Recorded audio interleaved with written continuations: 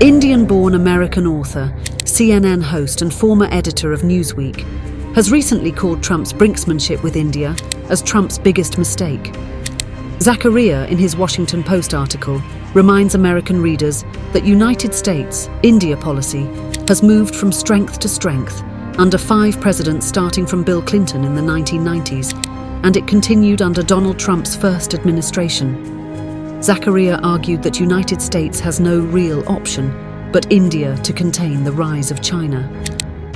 But this week, Peter Navarro, White House counsel on trade and manufacturing, and someone considered close to President Trump, published a hard-hitting article in the Financial Times arguing that India's oil lobby has been financing Putin's war machine by playing double games with the United States and the West. Indian companies have been buying cheap Russian oil, not for domestic consumers but to turn that into refined petro-products to be sold to Europe and Asia. Indian profiteering then ends up buying Russian weapons. Navarro's hard-hitting piece argued that if India is an ally, then all this must end. If Navarro was considered a bit eccentric in the last 24 hours, Scott Bessent, the Treasury Secretary, repeated the same warning to India. What's happening between Trump and Prime Minister Modi, between United States and India? And where Pakistan's ambitious army chief General Asim Munir fits into all this? General recently created history by becoming the first serving uniformed officer on the Blue Planet to have lunch with President of the United States in the White House. And while US-India relations appear in the doghouse, Pakistani military has suddenly emerged as the darling of Washington. Has the 4-day Indo-Pakistani war changed all this? To understand this, Dr. Moeed Pirzada, editor Global Village Space, joins with Professor Christine Fair, who teaches international relations and security studies at the Georgetown University and has written extensively on the Indo-Pakistani paradox, including her famous work, Fighting to the End, Pakistan Army's Way of War. What is happening between Trump and Modi, between United States and India? Trump really likes to be seen as someone who brings peace, even though his record of bringing peace is more like bringing pieces. Wasn't it true that the Trump administration pressurized the Indians, on behalf of the Pakistanis, that there's a threat of the nuclear war, of a wider confrontation? Isn't it true? To be honest with you, I don't know what the truth is. Trump doesn't value a lot of things. What Trump values is what's important to him at any given time, because Trump has an ego problem, because Trump has a fascination with tariffs. So where the Pakistani military and the Pakistani strongman General Asim Munir fits into all this? Where they really haven't looked at the way in which Operation Sindoor has benefited Pakistan. Seriously, were you looking to live in Dublin? My husband and I, we are looking for new countries to live in. We do not believe that this country, after 4 years of Trump, is going to be a place where we want to live. If Trump loses power, when you say relationship is going down the hill, you think the relationship will be damaged so much during the Trump presidency that it will not be able to come back? Assalamu alaikum, this is Moeed Pirzada. I'm joined by Professor Christine Fair. Professor Christine Fair, I'm so obliged and privileged for you to join me and find time for me. I want to come straight to the question. What is happening between Trump and Modi, between United States and India? Well, first of all, thank you for having me.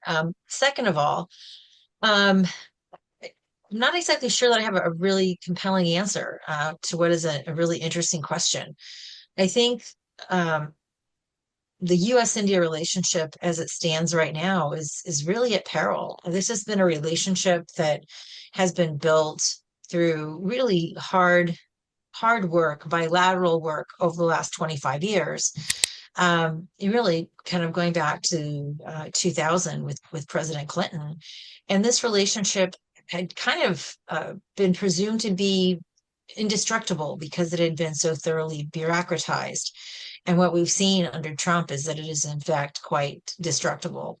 And we're witnessing perhaps the destruction of this relationship that's been so difficult at times to build over 25 years. Why have you used such a strong term like in peril? Like most people would not agree with it, that US, India. I'm actually not sure if that's true. Evan Feigenbaum, who actually was a former Deputy Assistant Secretary of State, I believe under Bush, and he's written pretty clear words, not so dissimilar from my own, that we're looking at the potential imperiling of a really important relationship that's taken this long to build. So I think that there are some people who share my concerns that Trump is really doing lasting damage that will take some time to reverse. Just like he's doing lasting damage to the United States, he's doing lasting damage to the U.S.-India relationship. What's actually behind it's a little bit, I think there are a couple of dimensions.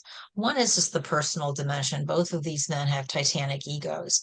And coming out of Operation Sindoor, one of the victories that I think the Pakistanis really created for itself was this opportunity space to play ball with Trump. Trump really likes to be seen as someone who brings peace, even though his record of bringing peace is more like bringing pieces. And the Pakistanis went along with that story. And as we know, Jaishankar and Modi himself have really relished the idea that But wasn't it true? Trump. Wasn't it true that the Trump administration pressurized the Indians, on behalf of the Pakistanis, that there's a threat of the nuclear war, of a wider confrontation? Isn't it true? So, to be honest with you, I don't know what the truth is. There are three different media versions of events.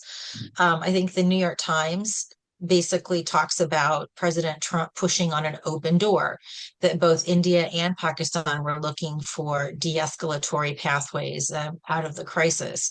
I don't agree with your characterization either. So it's not really clear what did happen. My own personal view is that there was an American role in the de-escalation. And my own personal view therefore finds it kind of strange that the Indians are so adamant that there was no American role. There were various American interventions that were demonstrated throughout the crisis.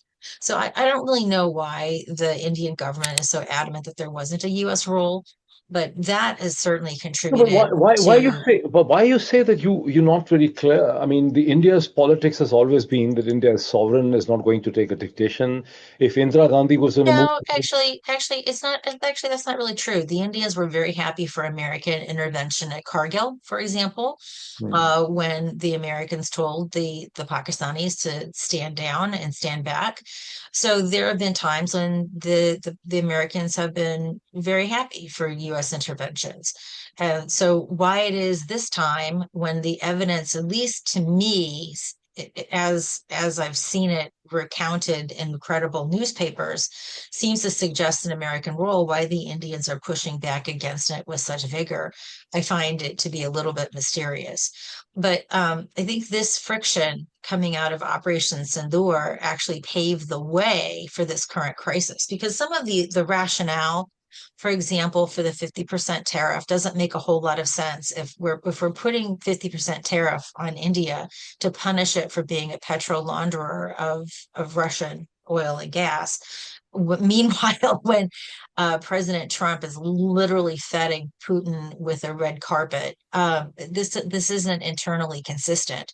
So there's not a lot of solid reason to explain the U.S. policy right now towards India. There just isn't. Yeah, you're very right that on the day on which Trump and Putin met in Alaska, the next day Financial Times carried a piece from Peter Navarro, who you must be familiar with, the White House counselor on international trade and manufacturing, a macroeconomist, someone who's considered very close to Trump. And the piece basically says that India's oil lobby is financing Putin's war machine. And they basically say that, Peter Navarro's argument is that Indians have been playing double games and cheating. They avoided the sanctions on the plea that the oil imports are necessary for the Indian consumers. But less than 50% of the oil is being consumed by India. And Indian oil companies, which are politically connected with the Bharatiya Janata Party, are actually selling refined oil products to Europeans, Asians, and to the Middle Easterns and to the Well, Africans. I don't think there's any surprise there. It's a known fact that India has been a petro launderer. In fact, one could argue that if India weren't a petro launderer, there would be a lot more instability in the gas market. So this isn't a shock or a surprise. This isn't new. It's actually been well known for quite some time through the majority of the duration of the crisis. India has been a petro launderer. So there's not a lot of revelation there. The question is, why all of a sudden does this matter now? It didn't matter during Trump's first term. It's mattering now. And that's a little bit of a puzzle, given that Trump himself has been so conciliatory towards Russia and Putin. Of In course, it's a particular. contradiction. But could it be that Yeah. Trump wants to open up India's large agriculture market, its dairy market, its auto parts market, and things like this? And he's actually pressurizing in his usual style, he's pressurizing the Europeans and the others. I mean, is this? I mean, he's after all, he's been playing the same hardball game Yeah. with Mexico and with Canada. I mean, I don't want to call it a hard ball because it's just a dumb ball. Really? It's not how the world works. When you live here in the United States, you know how much more you're paying. He's not opening up markets. He's not bringing manufacturing to the United States. What he's doing is that he's imposing a tax on the American consumer, and this tax is considerable. And so this isn't hardball. This is just dumb ball. I don't know why he thinks that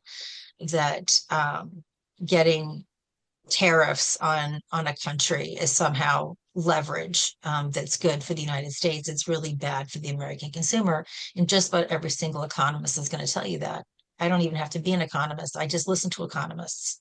So if we go back into the history, just this past week, Fareed Zakaria has written an op-ed piece, an analysis in Washington Post, in which Zakaria basically says that 5 administrations, starting from Clinton, then Bush administration first, second administration, then Obama administration, then Trump one administration, then Biden administration, all had strategically invested into the India-US relationship, and now Trump is totally threatening it. So you think that the relationship was so fragile that just Trump can override 25 years plus 30 years of strategic calculation? What was the strategic calculation to begin with?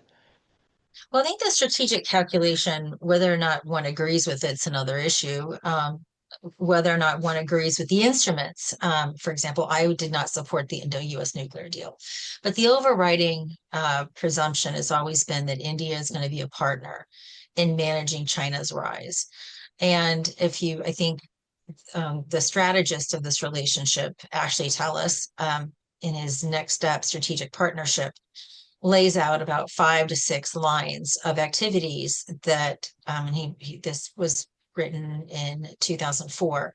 So largely the US relationship has kind of followed these lanes of activities that Ashley Tellis had envisioned. One, of course, was the Indo-US nuclear deal. One was satellite cooperation. There were a bunch of others that I'm just not going to remember, but it certainly the ballast of this had a lot to do with Indo-US defense relations. What the U.S. The different military services on both sides have engaged in a variety of a bewildering array, actually, of joint exercises together, along with multilateral exercises. This has been going on for 25 years. It's also been thoroughly, as I had said, bureaucratized. That whether you're a Republican or whether you're a Democrat, you generally believed that this was an important relationship worth cultivating. And there was a sort of general consensus on the instruments that you would use to cultivate this relationship. And yet a number of people who have been following this relationship closely now worry that under Trump, in the first term of Trump, that this is going to be a relationship that's going to suffer consequently under Trump. Personally, I think this is the case. Trump doesn't value a lot of things. What Trump values is what's important to him at any given time, and generally speaking, on very egotistical terms. And so I would say Modi has a very similar personality trend. And so we're seeing these two titanic personalities really brushing up against one another in a way that's not good, to the detriment potentially of the relationship. I mean, for example, if I were India, why would I want, with this 50% tariff situation levied against me, the real cost that it's going to impose upon Indian jobs, because Indian exports are not going to be as competitive compared to other near competitors. You know, Indians are going to be taking a real financial hit. Not there's nothing good that comes out of tariffs. I don't know why Trump has this belief, but you know, me getting into Trump's head, that's just an impossibility. So there are going to be real costs to the Indian economy coming out of these tariffs. Professor, Why, if I were India, then would I want to invest but further Professor, in the defense relationship with the United States? Why would I do that? Professor Fair, Trump administration has also been, U.S. and India had to agree on a bilateral trade agreement by end September and October, and United States is also, the Trump administration is also pressing hard to open India's agriculture market and dairy market and auto parts market. And if you look at the Red Fort speech of Prime Minister Narendra Modi on 15th August, I mean, he once again asserted that he's not going to sacrifice the interest of the Indian farmers and the Indian fishermen. So there is a lot of internal politics. I mean, you have repeatedly referred to Um, it as ego Absolutely. problem. Ego Well, problem. What is Modi's there's ego problem? no, but there's you're absolutely right. There's also huge domestic politics, right? What Modi said is absolutely true. And to some extent, you know, that's an electoral problem, but it's also a real problem. Why should the Indian farmer suffer? Because Trump has an ego problem, because Trump has a fascination with tariffs. You know, it's a real question. Why should the Indian manufacturer suffer? Because Trump has some fascination with tariffs. But unfortunately, Trump is anyone can see, is absolutely obsessed with this notion of tariffs, and he's not going to back down. So I don't disagree with you. It's not just an ego problem. There are very real politics, and there's very real human suffering. Just like there's human suffering here in the United States from the American consumer that's paying the tax from these tariffs. So where the Pakistani military and the Pakistani strongman General Asim Munir fits into all this? So, you know, so I'm one of those people that actually continues to find victories for the Pakistanis in Operation Sindoor. I've been somewhat appalled by my colleagues who have written these milquetoast, very pro-India sops to Operation Sindoor, where they really haven't looked at the way in which Operation Sindoor has benefited Pakistan.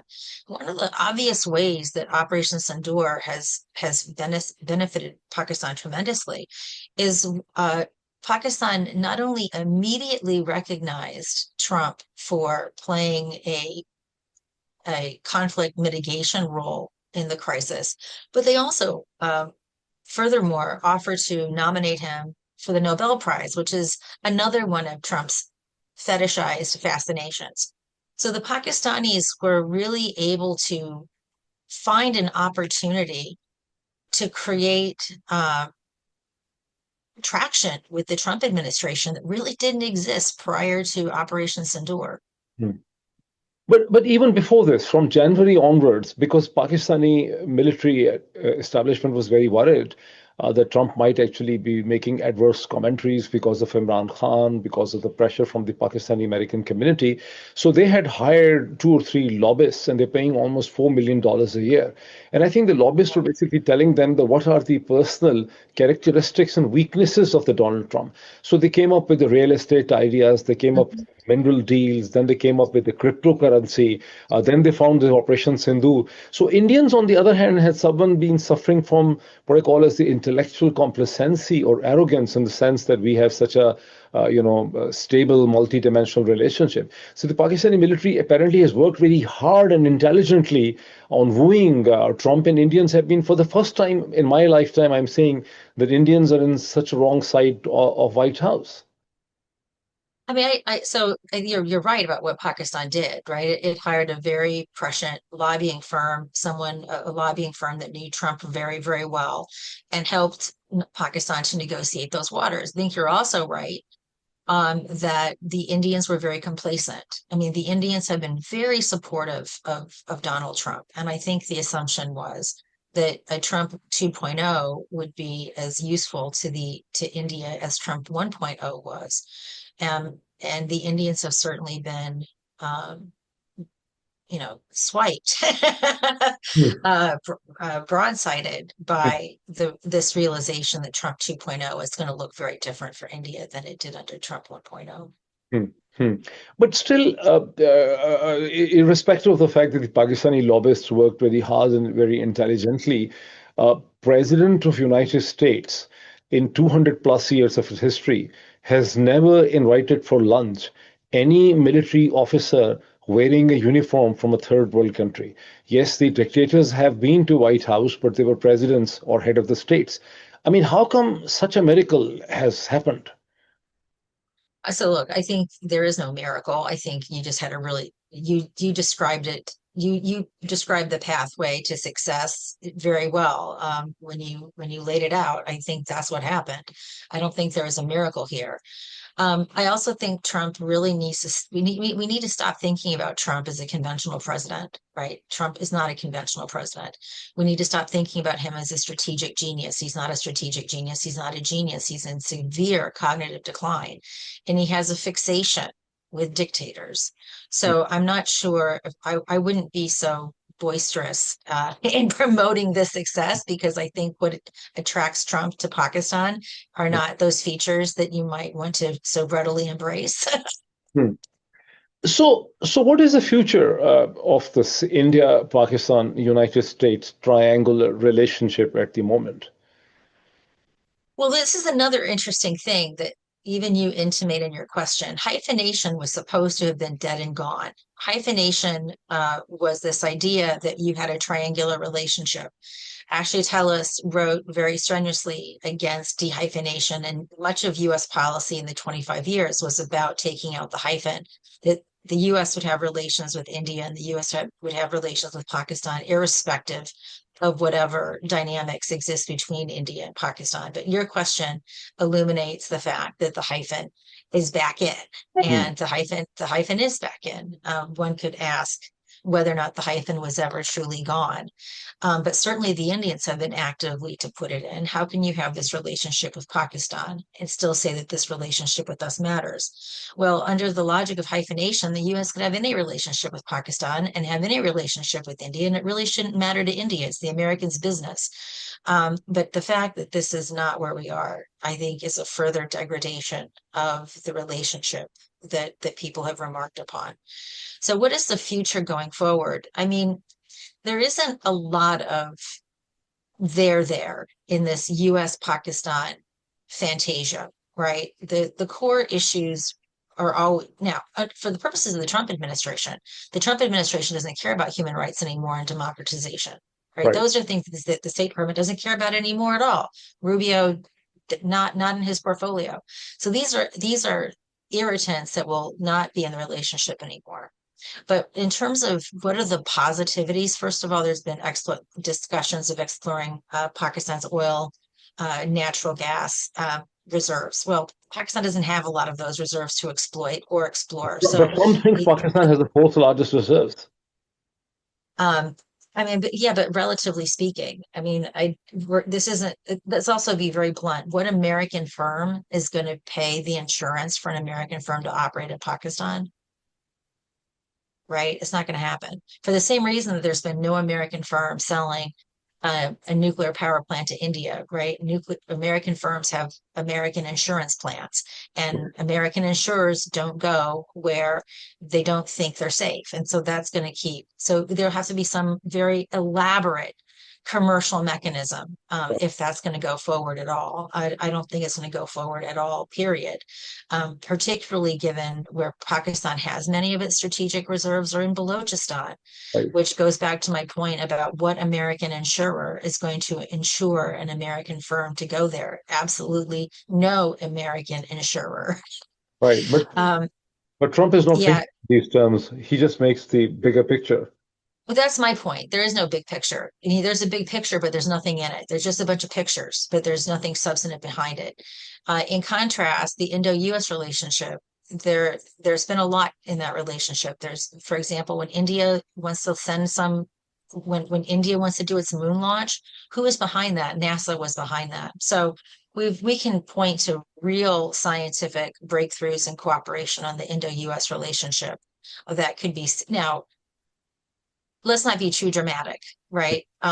It's entirely possible that the bureaucracies are going to be the forces that prevail and somehow keep this relationship on even keel.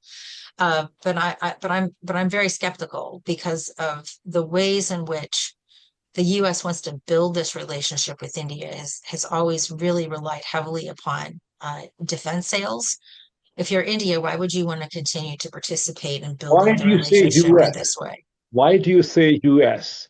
Isn't it peculiar to Trump? If Trump loses power, when you say relationship is going down the hill, you think the relationship will be damaged so much during the Trump presidency that it will not be able to come back? We are only at month 6. Right. We have 3.5 more years to go. I Hmm. was in Dublin looking for a new country. So I can't recognize my country right now after 6 months Seriously, of I mean, Trump. were you looking to live in Dublin? My husband and I, we are looking for new countries to live in. We do not believe that this country, after 4 years of Trump, is going to be a place where we want to live. Why do you say so? I mean, this is such a strong statement. Well, first of all, it's been a sustained, you have daughters. I'm sure you will have noticed the sustained war on women in this country. And I'm a woman. So I take the war on women, the kind of healthcare when I lost my baby, the kind of healthcare that I needed, I would not have been able to have had. I would have had to have bled out. Um, so I take these laws very seriously. I take them very personally. Now they're coming after women's voting rights. So the discussion in Congress that if your ID doesn't match your birth certificate, you can't vote. Well, fortunately for me, I did not change my name when I married, but many American women do change their names when they get married, and they would fall into that category of not being able to vote. So that's already an assault on women's voting rights. And if you've been paying attention, as I'm sure you have been, there have been a number of prominent Republicans promoting religious quacks, including the Secretary of Defense himself, saying that women should not have the right to vote. That the 19th, there's been, it's a fairly common meme in this universe of thinking that the 19th Amendment should Women be should not have the abolished. right to vote. Dr. Christian Fair, I totally missed it. I mean, Secretary of the State said Yeah, women should yeah. have So, the right to no, vote. no, no. He forwarded a video of a pastor of a right-wing church who said that women should not have the right to vote. And he, Hegseth himself, you can tell from his tattoos, he's a member of, or at least an associate of various extreme right-wing organizations. And many of those organizations have long decried the right of women to vote. So this is, I don't agree with masked men without ID rounding up my neighbors and sending them off to third country gulags. And you asked me why I don't want to live in this country. This country is changing beyond all recognition. Um, we didn't have much of a social welfare net to begin with, but the social welfare net has just been whatever we had. It's just a string. So my husband and I do not feel like this is a place. So you're asking me to talk about the U.S.-Pakistan relationship or the U.S.-India relationship 4 years out. I can't think about what's my relationship to my country 4 years out. I kind of understand you because I read Margaret Atwood's book and the documentaries made on it, the film Handmaid's Tale, if I correctly remember the name. Are you familiar with Margaret Atwood's Margaret Atwood, of course, of course, and the the things the, the can be actually moving in that direction in the United States, whether it's religion and women? they're they're already moving in that direction, right? You have conservatives. Conservatives are actually pro-child marriage, pro-child marriage. For years, activists here would talk about child marriage in India. And I would always point out, no, no, no, look at the child marriage in the United States and look at the states that support them. These right-wing extremists literally support child marriage. They're trying to take, they have made every effort to come after women's access to reproductive technologies, inclusive of the humble pill, inclusive of just the humble birth control. So they want women to have children. Once we have children, we are less in control of our ability to make economic choices. They want to take away our access to economic justice. And this is, even though I am no longer of reproductive age, this is not a place where I want to live my remaining years. If this is going to be Trump, we don't know we don't, by the way, know what 4 years of Trump looks like. You don't expect that in the midterm in 2026, the Democrats will be able to take control of the House and the Senate? No, I don't. And I don't because of gerrymandering. I'm sure you're watching what's happening in Texas right now as we speak, Right. right? Where I live in Virginia, it's completely legal to gerrymander on partisan lines. So gerrymandering, though it is completely anti-democratic, is completely legal in many states. There are other ways. The way in which they deploy the vote boxes. So what you'll see in a state like Georgia, in rural Black areas, there'll be fewer places for people to vote. They have to stand in line longer. We refuse to make voting a national holiday because we've always wanted to make it hard. Why isn't voting a national holiday? Because people have to take time away from work, and the people who really can't afford to do that are not going to be casting their vote. So we make it hard in any event for people to vote. The way they handle voter registration, who gets to register. Trump just today, maybe I can't tell with my jet lag, yesterday or today announced revivified efforts to go after mail-in voting. Mail-in voting is really important. It is important because in places like Georgia, for example, where you're waiting in line for 2-3 hours in the rain, you can circumvent those efforts to preclude you from voting by having a mail-in ballot. So I thoroughly anticipate that all of the ways in which Republicans like to rig elections, they're going to be fully in swing for the midterm. And I don't think we're going to see. And let me also say one thing that's more controversial. I am tired of people thinking people voted for Trump because of the price of eggs. The people who voted for Trump largely voted for Trump for white male Christian supremacy. They'll pay whatever price of eggs it is if they feel that Trump is honoring his commitment to make the United States a more Christian, more white, more male country. I also saw, I agree. I also saw the news item on the mail-in ballots, and also I was shocked when it says that Trump says that after meeting Putin, he has concluded that there should not be mail-in ballot and the voting machines. And that reminds me how the Pakistani military got rid of the voting machines in Pakistan. So, I mean, it's so shocking. But what are India's options in pushing back? I mean, proximity to China. For instance, the Chinese foreign minister is in India. Prime Minister Modi is going to meet President Xi in China in the end of this month. I mean, is India sending a signal that we can get close to China? Well, India is always sending signals. And the one thing that is interesting about India is that it has a very diverse portfolio of foreign relations. Right? It's dizzying. So part of India's strategic independence that it has cultivated, often to the irritation of the United States, has meant that India doesn't singularly rely upon one country. And this has been much to the vexation of people in the United States who have been such proponents of the Indian relationship. But India itself does face some limits, right? So Russia has been under the US gets really frustrated with India because it has so much Russian equipment. Well, it's still overwhelmingly a Russian fleet. It's overwhelmingly a Russian force. But it has been at times difficult for Russia, and of course the Ukrainians who also used to produce ammunition to get supplies and spare parts to India, right? So India has options, but each of those options has some costs associated with it. But I would imagine right now, all of those options are looking pretty appealing relative to looking at Washington. But Washington was never looking at India as an anti-Russia. They always knew that India has very close relationship with Russia. They were looking India to counterbalance China, which I didn't even understand. No, no, no, no, no. That is not actually entirely true. The United States has always understood that India is going to be overwhelmingly Russian in its because that's where all of its services lie. But the Americans have sought over time with certain platforms to get the Indians to move to an American platform, to do it sort of piecemeal. Now, like for example, to get the Indians to buy an American medium range multi-role combat aircraft. So looking at things on the margin, it has always been a major, it was a boon, for example, when the Indians bought strategic airlift from the United States.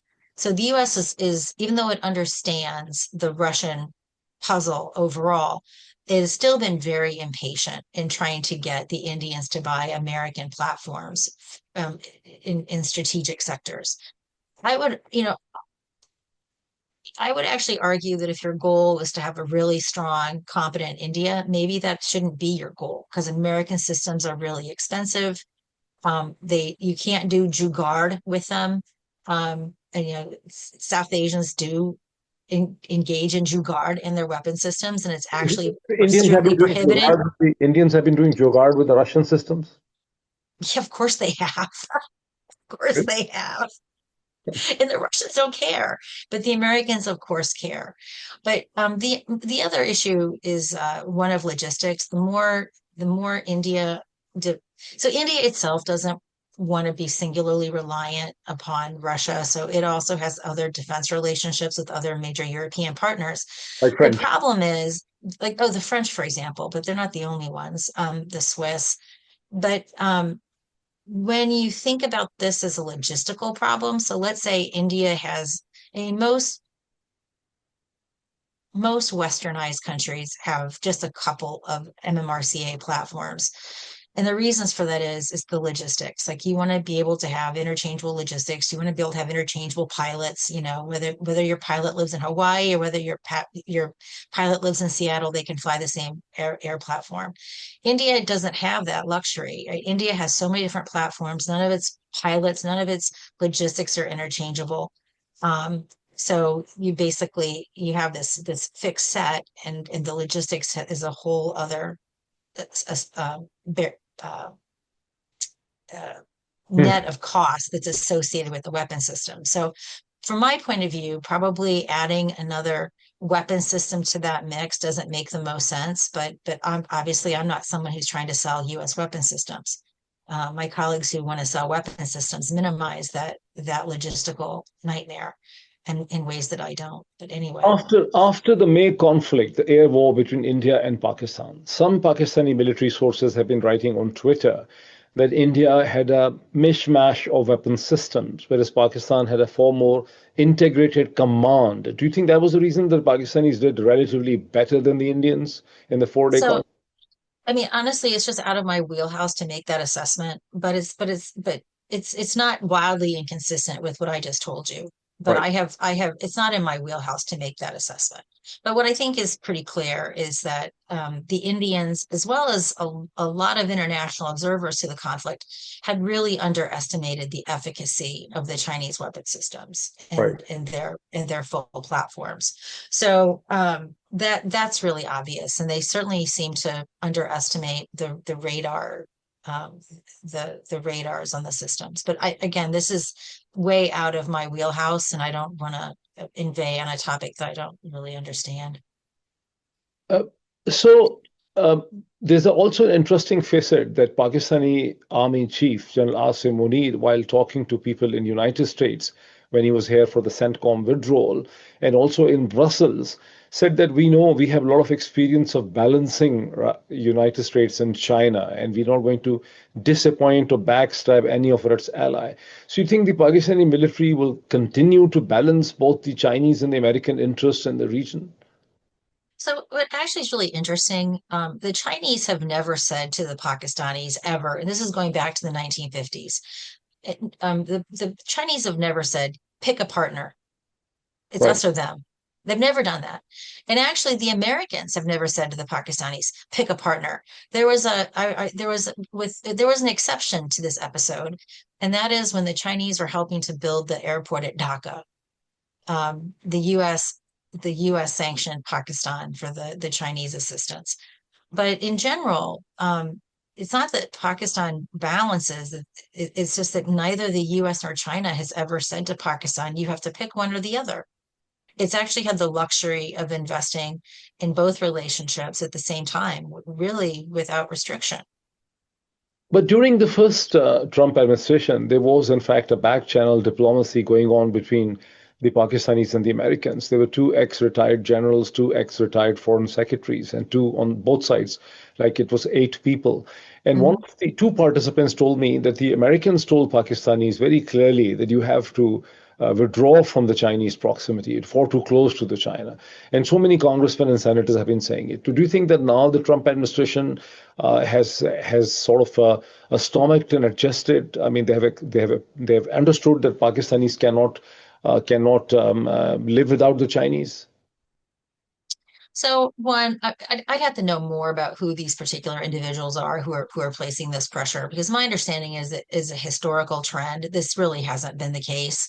And particularly during the first Trump administration, there was a vacuum in entirety in the U.S.-Pakistan relationship. So I'd have to know more about who those people are and also I've seen a lot of track two, and a lot of track two is called track two for a reason. It's track number 2. It's track number 2. So it's not very Yeah. it's not very serious. So so what about the Operation Sindoor and the Pakistan Binyan al-Marsus and everything? When it ended, a lot of people speculated that perhaps there will be a second round of this conflict. Do you think there will be renewed hostilities between India and Pakistan at some point in the future? Oh, I mean, look, the basic goal of Operation Sindoor, India has failed to attain, and that is to get Pakistan to cease using proxies like Lashkar-e-Taiba and Jaish-e-Mohammed. So obviously that has failed. Pakistan signaled the failure when Lashkar-e-Taiba was very publicly disporting around Lahore, and Jaish-e-Mohammed was also very publicly engaged in various mourning and other public displays of presence. So it is just a question of time. In my view, maybe India should have considered the value of strategic restraint, in my view. And I hope that India is considering all of the costs and benefits of this operation. I don't know if it is considering cogently and clear-eyed the costs and benefits of this operation. It's certainly not India's media, certainly not media's citizenry. There's been this continued flagging of the flag, and that is not generally propitious of calm, collected thinking. The op-eds have been more mixed. I've seen some op-eds that have said, what have we won? But most of the op-eds have really been chest thumping. So the question is not whether, but really when. I wrote a piece to this effect in Foreign Affairs. When the timing is propitious, maybe there'll be another Joffrey Express or something adjacent to it. Some event within Pakistan triggers some decision to have an adjacent event in India. We'll find ourselves back at this place again. But I do think what Operation Sindoor demonstrated is that these things escalate really fast. And neither side had control of neither side had escalation dominance. So given the rapidity with which this escalated, it does bring a lot of concerns for what the next crisis is going to look like. You said neither side had the escalation dominance. The Indians believe that when they stopped at the time they had started dominating because of the better missile systems and the better defense system, S-400. You don't think it was the case? Do you think Indians also? I don't think the Indians had escalation dominance. I don't think the Pakistanis had escalation dominance. I think that's why they both wanted an off route to the crisis, which is why I do believe that there was a role for the U.S. Uh, in giving both sides an off ramp.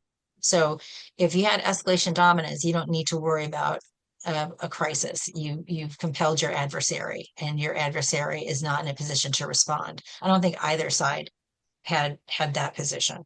So if the Indians had escalation dominance, as per your argument, if the Indians had escalation dominance, they would have rebuffed the Donald Trump's pressures, just like Indira Gandhi rebuffed Nixon and Kissinger pressures in 1971. Well, I think this is the story that India wants to tell its people is that we had escalation dominance, we had everything under control, we had compelled the adversary, we've achieved our objectives. This is the story for domestic consumption. Right. But there's the story for domestic consumption, and then there's the story. And the story, in my view, is that India didn't have escalation dominance, nor did Pakistan, and this is why there was some interest in having mediation to find a path to de-escalation.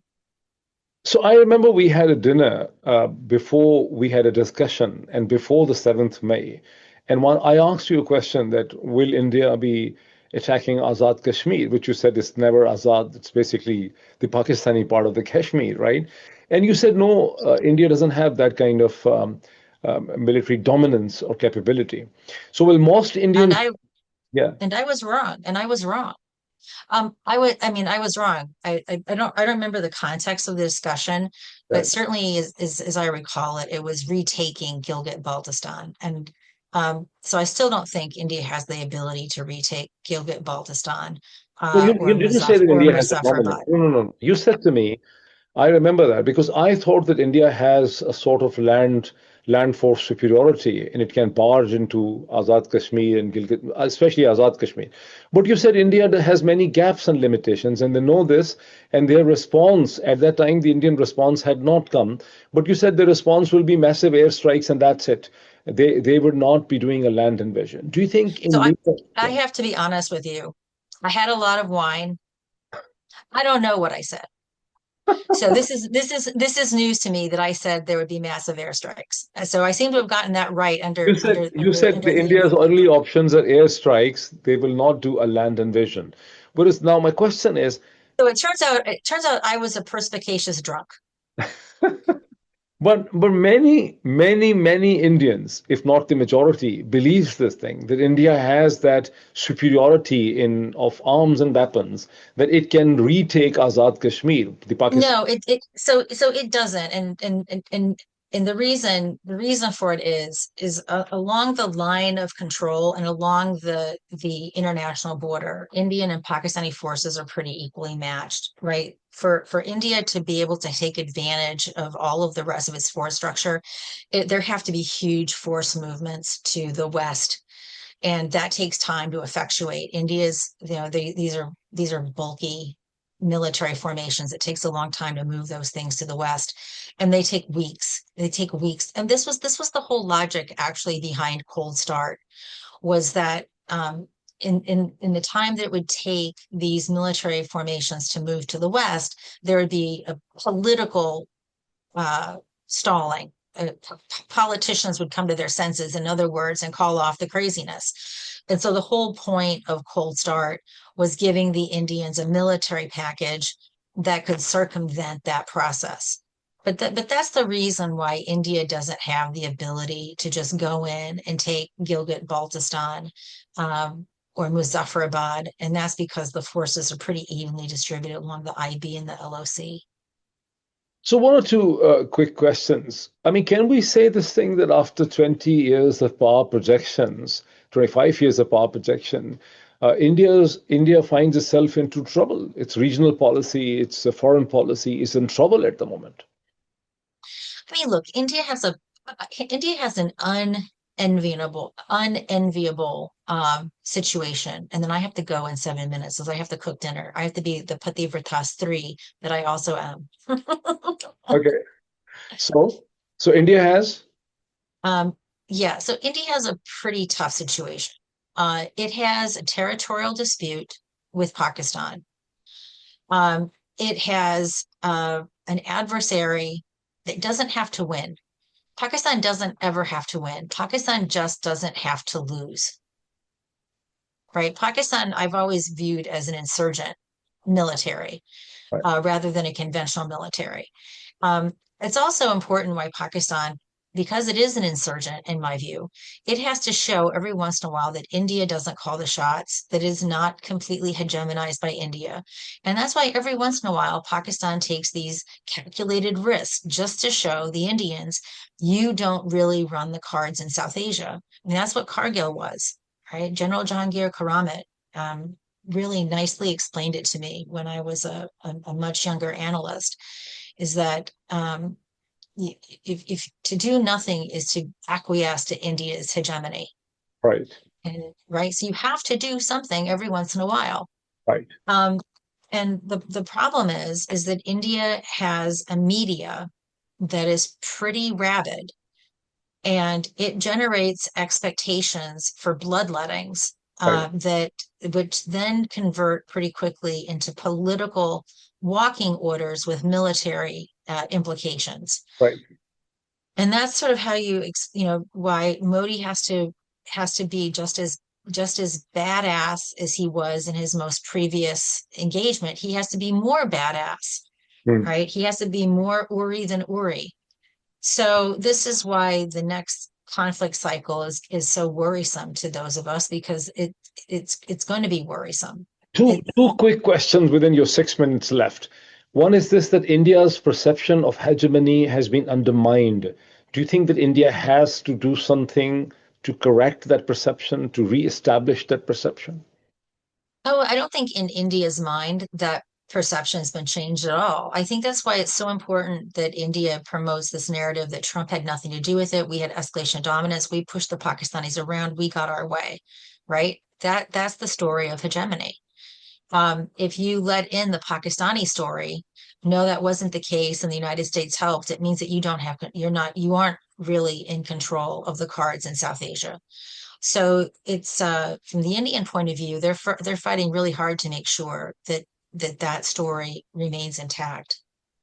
Okay, my second quick question, the last question is, do you think that the US administrations for the past 25 years have now given up their view that India is needed for counterbalancing China? Do you think the United States has moved beyond that? And if it has moved beyond that, what it has moved into? No, I don't think the US has moved beyond it. I don't think the bureaucracies have. I can't speak for the patina of officials in the Trump administration. Unfortunately, many of the Trump officials are not terribly expert in their field. So it's very tempting to just take them as the singular force that matters, but one does have to remember that we have this complicated bureaucracy, and this bureaucracy has been really working towards this relationship for these 25 years. A lot of this bureaucracy has just been vitiated, right? We just lost thousands of State Department personnel. We don't have visibility into where that expertise was lost, but we do know that we've lost a lot of expertise in the bureaucracy. So the optimist in me would like to believe that the bureaucracy is going to hold it together. But the pessimist in me says this is 6 months and we've got 4 years of this chutia. And I know I can't live in this country after 4 years. This is the word on which I keep on saying in Urdu, and my many viewers object to it, that why do you use the word chutia, So you have ended up using it in an English discussion as well. So this is he isn't chutia. It's all feast and chutia. Such is the humongous importance of the word chutia that at times you cannot describe a situation without. Oh, you don't know my license plate. My Virginia license plate is chutia. Oh, really? Really, my Virginia license plate on a half-year note says Where's the word chutia. coming from? Where is this coming from? Hindi? Oh, no, come on. I've spent too much time in South Asia. I've spent over 30 years in South Asia. Where is this coming from, this word? It comes from everywhere. It comes from everywhere.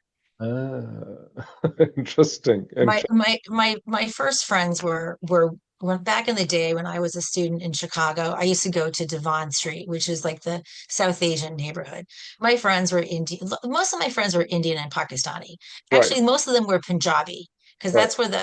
because the demographics of Chicago, where you had a lot of Punjabis and you had a lot of Hyderabadis. So mostly I hung around Punjabis. What the first thing I noticed was whether they were Pakistani or whether they were Indian, the swear words were all the same. Hmm. All the same, exactly. And you became a specialist of that all. Professor Christian Fair, thank you so much. Thank you Thank so much you. for all the time. And I look forward to staying in touch with you and look forward to meet you soon. Thank Yeah, sorry I'm so jet lagged, but I'm really out of it. It's time for me to hit the hay. you. Explained it very well, and I look forward to meet you soon. Okay, all right. Bye-bye. Thank you. Thank you, Professor. Thank you.